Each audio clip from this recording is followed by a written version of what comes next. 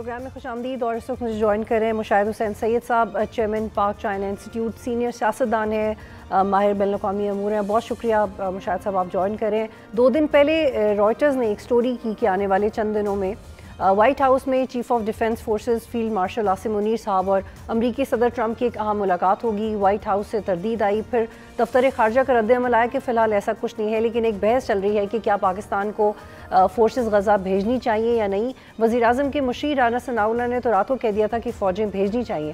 آپ کا اس حوالے سے کیا اوپینین ہے؟ کیا یہ ڈپلومیسی کی حد تک بہتر ہے یا generally we are taking sides? دیکھیں جی، we should be very clear.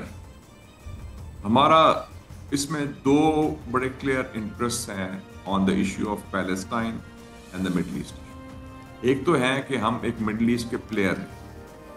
ہم نے سعودی عربیہ کے ساتھ ڈیفنس ایگریمنٹ بھی کیا ہے، اور جو میٹنگ ہوئی تھی 8 ممالک کی، اس میں پاکستان شامل ہے.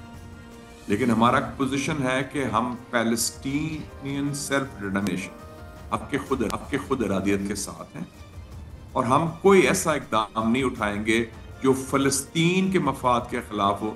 یعنی کہ اگر کہا جائے کہ وہاں ایک مزاحمت کار تحریک ہے حماس کی، اس کو ڈسارم کیا جائے، تو یہ کام پاکستان کی فوج، پاکستان کی ریاست، پاکستان کی حکومت یا کوئی پاکستانی نہیں کرنے کو تیار. اور اس سلسلے میں میرے خیال میں فارن منسٹر نے بھی بڑا واضح بیان دیا ہے. تو that is the bottom line.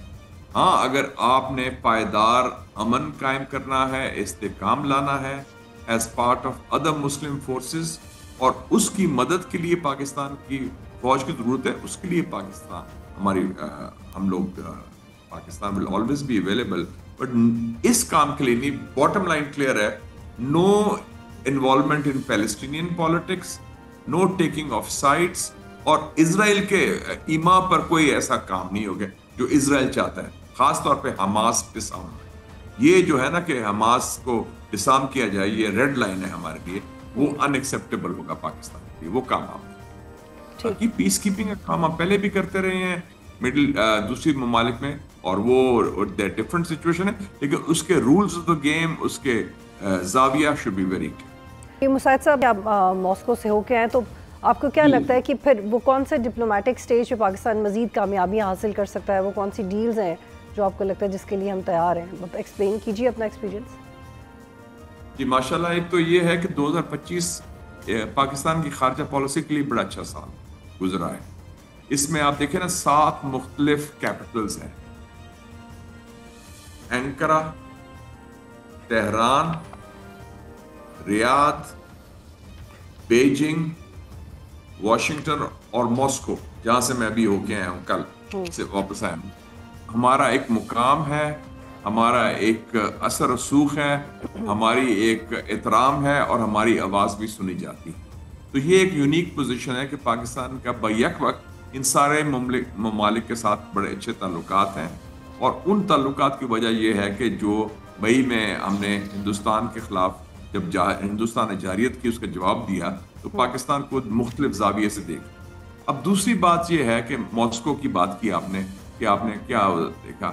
میں بڑی مجھے تسکین ہوئی، مجھے بڑی مسرت ہوئی کہ پہلی دفعہ میں دیکھ رہا ہوں کہ روس جو ہے پاکستان کو ہندوستان کے زاویے سے نہیں دیکھ رہا. They are not seeing Pakistan through Indian lenses. وہ پاکستان سے بڑے قریبی تعلقات، اچھے تعلقات، تجارت ہو، توانائی ہو، تعلیم ہو، معیشت ہو، ٹیکنالوجی ہو، ہر لحاظ سے وہ آگے بڑھنا چاہتا ہے.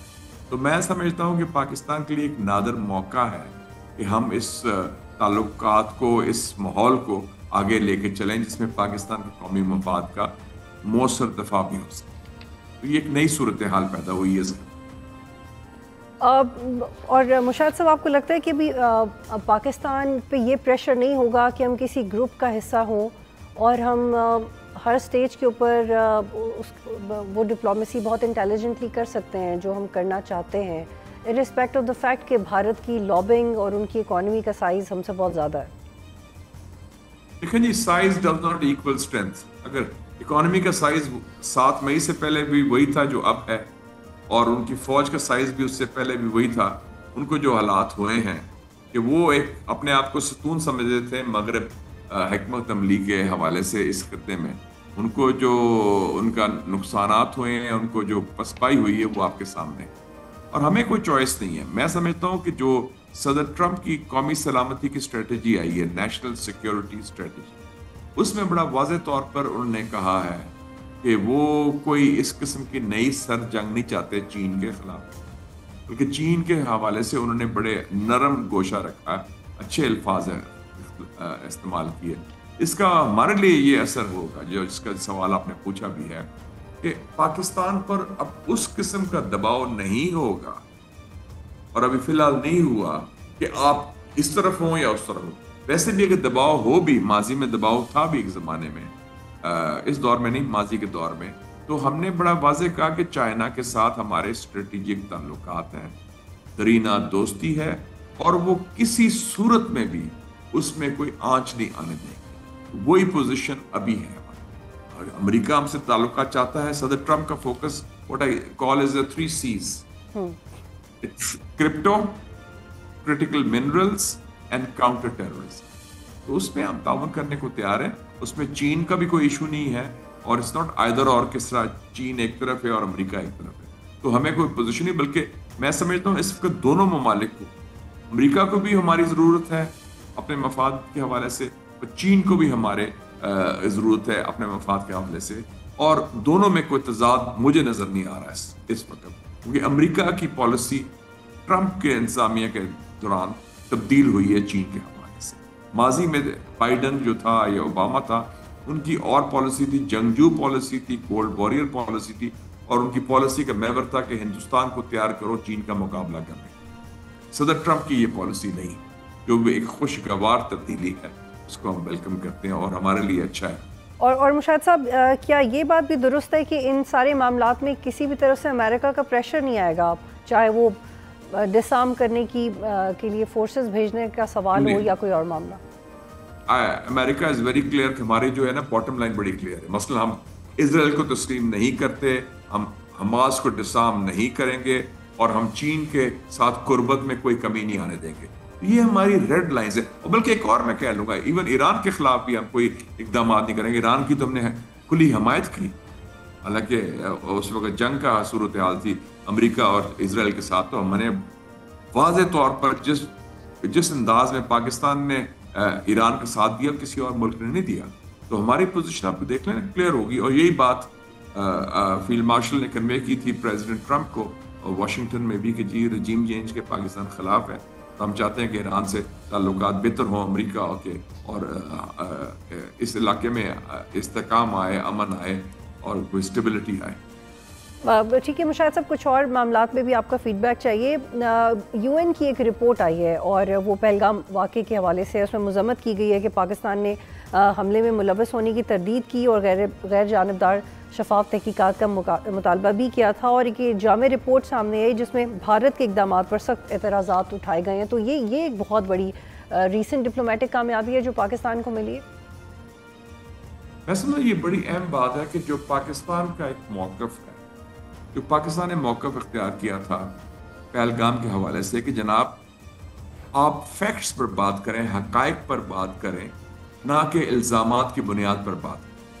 اور وہ بات کی اب توسیع بھی کی ہے، تصدیق بھی کی ہے، نو لیس دین دی یونائٹڈ نیشنز.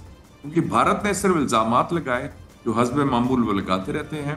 بھارت کے پاس کوئی پروف نہیں تھا، ابھی تک کوئی ثبوت نہیں تھا، بلکہ انہوں نے جھوٹ بولا، اور پھر حملہ بھی کیا، پھر جھوٹ بولا. ان کے تو جہازوں کے بارے میں بھی جھوٹ بولتے رہے جو پکڑا گیا. ٹرمپ نے پھر ان کو کہا کہ جناب آپ کے تو 7 جہاز گر چکے ہیں. تو اس حوالے سے ہندوستان کی کریڈیبلٹی کا بہت بڑا لاس ہوا ہے.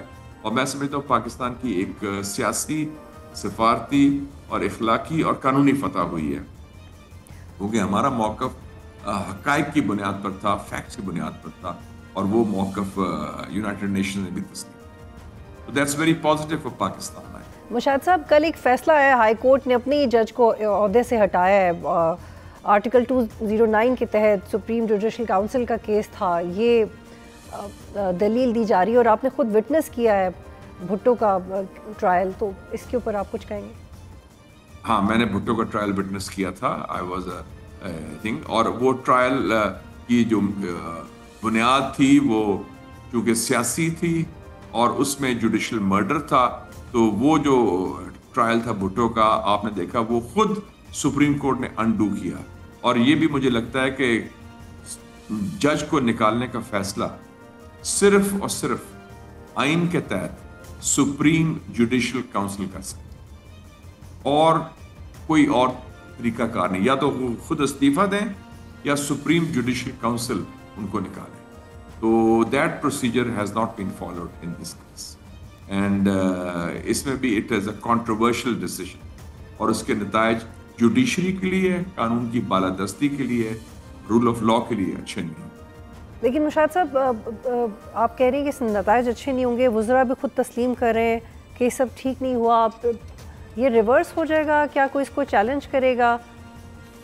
اور یہ انپریسیڈنٹڈ ہے. جب کوئی فیصلہ ہوتا ہے جس کی بنیاد قانون نہیں ہے, جس میں اور کوئی اثر اسوق ہوتا ہے یا اور کوئی فیکٹرز آئے تھے, آپ دیکھیں گے بھٹو کی پھانسی کا فیصلہ کبھی پریسیڈنٹ نہیں بنا, کسی نے کوٹ ہی نہیں کیا.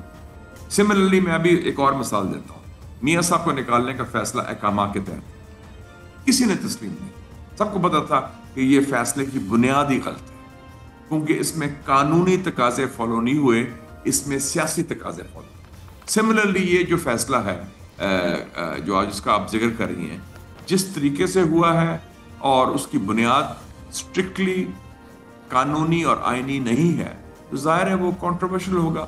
اور ایسے کنٹروورشل فیصلے ریورس ہو جاتے ہیں. اگر بھٹو کی پھانسی کا فیصلہ ریورس ہو گیا, میاں صاحب کو اقامہ کا فیصلہ ریورس ہو گیا, جو ساری لائف بین تھا ان کے اوپر, آپ کو پتہ ہے تا حیات ساری عمر کا, تو یہ بھی جو جس فیصلے میں غیر قانونی عنصر آ جائے اور غیر آئینی طریقے سے کیا جائے, وہ the results are always before. So this will be meet the same fate.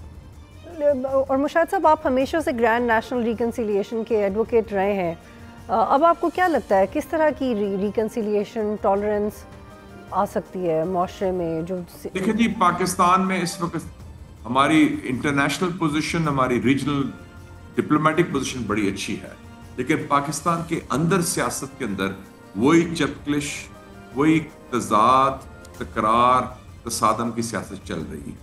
اور اس کی وجہ سے آپ کے ملک میں انویسٹمنٹ نہیں آ رہی, اس کی وجہ سے دہشت گردی کے ایشو سے توجہ ہٹ رہی ہے. تو یہ جو کور ایشو ہے سیاست کا, جس لیے میں کہتا ہوں کہ ہیلنگ ٹچ کی ضرورت ہے, اس میں دست شفا کی ضرورت ہے, اور چاہے مسنگ پرسنز ہوں یا سیاسی قیدی ہوں, ان کو آپ کو ریلیز کرنا چاہیے. اور جمہوریت کی گاڑی چلتی ہے دو پہیوں سے, ایک ہے حزب اقتدار, دوسرا ہے حزب اختیار. تو اگر صرف آپ سمجھتے ہیں کہ اپنی منمانی سے کام چلے گا, وہ کام نہیں چلے گا. Pakistan is not an African country اور کسی اور ملک کے ایسے چلیں. تو ہمارے ہاں ایک کلچر ہے, ڈیموکریٹک کلچر. پاکستان خود جمہوریت کی پیداوار ہے. Quaid Azam was the biggest Democrat, اور اس میں میں سمجھتا ہوں کہ یہ ابھی بھی اچھا موقع ہے, بلکہ بڑا نادر موقع ہے کہ ملک کو جوڑنے کا. جب ہندوستان کی جاریت ہوئی تھی پوری قوم اکٹھی ہو, کیا حزب اختلاف ہو, کیا حزب اقتدار ہو, کیا پی ٹی آئی ہو, کیا پی ایم ایل این ہو, کیا پی پی پی ہو. لیکن مشاہد صاحب ہونا کیا چاہیے چیزوں کو کام ڈاؤن کرنے کے لیے؟ They should be پارلیمنٹ میں سب بیٹھے ہیں, they should be talks. and خاص طور پہ مثلا دیکھیں نا, سیاسی قیدی ہیں, قیدی نمبر 804 سے بات کریں آپ. میں تو سمجھتا ہوں کہ جو قیدی ہیں سب کو سیاسی قیدیوں کو ریلیز کرنا چاہیے. میں پہلے بھی کہہ چکا ہوں اور میں اب بھی کہتا ہوں. اور یہ جو چھوٹی موٹی چیزیں ہیں کہ آپ ان کو ملنے نہیں دے رہے, کبھی ان کے بہنوں کو نہیں ملنے دے رہے, اس سے کیا ہوتا ہے؟ آپ کا اپنا امیج خراب ہوتا ہے, اور یہ ایشو جاتا ہے جو ہمارا کور ایشو ہے. پاکستان کا امیج انٹرنیشنلی اجاگر ہوا ہے, ہمارا ایک نیا مقام ملا ہے. تو یہ اننیسریلی ڈسٹریکشن ہے ان چھوٹی چیزوں سے, اور اس سے نہ حکومت کو فائدہ ہے نہ ریاست کو فائدہ ہے, بلکہ اس سے نقصان ہی ہے ہر لحاظ سے. مشاہد صاحب, ڈان نے رپورٹ کیا ہے کہ اس سال investment to G D P ratio کی جو سطح ہے وہ بھی کم ہوئی ہے, شرح کم ہوئی ہے, اور ایف ڈی آئی میں گراوٹ کا ایک نیا ریکارڈ قائم ہوا ہے. ایف ڈی آئی کیوں نہیں آ رہی؟ ریسنٹلی جو آئی ایم ایف کی رپورٹ تھی اور جو ایس آئی ایف سی کے کوآرڈینیٹر نے کہا, یہ سب انٹر ریلیٹڈ ہے. آپ کو لگتا ہے کہ اب پاکستانی سیاستدان اس کو سیریسلی لیں گے؟ کیونکہ سیاستدانوں کی طرف سے تو رپورٹس آ رہی ہیں کہ ہم پہ اتنا پریشر دیتی ہے اسٹیبلشمنٹ پرفارم کرنے کا کہ ہماری کمر ٹوٹ گئی ہے اور ہم اتنے ٹال ٹارگیٹس کو اچیو نہیں کر سکتے، اور آپ یہ کہہ رہے ہیں کہ سب پارلیمنٹ میں اکٹھے بیٹھیں. پارلیمنٹ میں سارے اکٹھے کیسے بیٹھیں گے جب سب کے ٹارگیٹس ہی الگ الگ ہیں؟ کمر کس کی ٹوٹ گئی جی؟ جب when you are the boss prime minister آپ فیصلہ کریں، اس میں کیا ہے؟ جب سب کی مراد کا فیصلہ ہوتا ہے وہ تو بڑی جلدی ہو جاتا ہے. جب اور کوئی فیصلے ہوتے ہیں پارٹ آف کے، وہ تو سارے مل جل کے سب کیے جاتے ہیں. ڈان کی ایک خبر میں آپ کو بتاتا ہوں جو میں نے دیکھی تھی کہ پچھلے 3 سالوں میں 20,000 پاکستانی باشندوں نے $12 بلین کی انویسٹ UAE میں کی ہے. یہ سال میں 8,500 پاکستانیوں نے کمپنیز اسٹیبلش کی ہیں دبئی میں. اس کا مطلب جو پاکستانی انویسٹرز ہیں وہ پاکستان میں انویسٹ نہیں کر رہے. اس کی کیا وجہ ہے؟ وجہ دیکھیں، اس کی ایک وجہ تو یہ ہے کہ کرپشن. IMF نے کیا کہا ہے؟ 5.3 ٹریلین روپیز، 5 خرب روپیہ کرپشن کی بات کی. وہ ایشوز ہیں، اور جیسے میں نے آپ پہلے بھی رول آف لا کے ایشوز ہیں، ان کو آپ پہلے دیکھ کرنا. اگر آپ کے اپنے انویسٹرز اور بزنس کمیونٹی کو آپ پر اعتماد نہیں ہے تو پھر باہر کے انویسٹرز چائنیز یا عربز یا امریکنز کہاں سے آئیں گے؟ اس لیے آئی ایگری وتھ یو کہ وہ جو انویسٹمنٹ نہیں آ رہی ہے اس کی بنیادی وجہ یہ ایک فقدان ہے اعتماد کا، اور ایک گیپ ہے between rule of law and what is the executive practices. تو ابھی اکانومی اسٹیبلائز ہوئی ہے لیکن اکانومی ٹیک آف نہیں کر رہی، اور ٹیک آف کرنا چاہیے. ہمارا اتنا گڈ ول ہے، ہر جگہ پاکستان کی بات ہو رہی ہے، تو اس کے اثرات معیشت پر کیوں نہیں ہو رہے؟ عوام پر کیوں نہیں ہو رہے؟ It's not making a difference to the lives of the people of Pakistan. ان کی تو مشکلات میں اضافہ ہو رہا ہے، اور صرف ایک اشرافیہ ہے، ایک ایلیٹ ہے، وہ موج میلہ کر رہی ہے.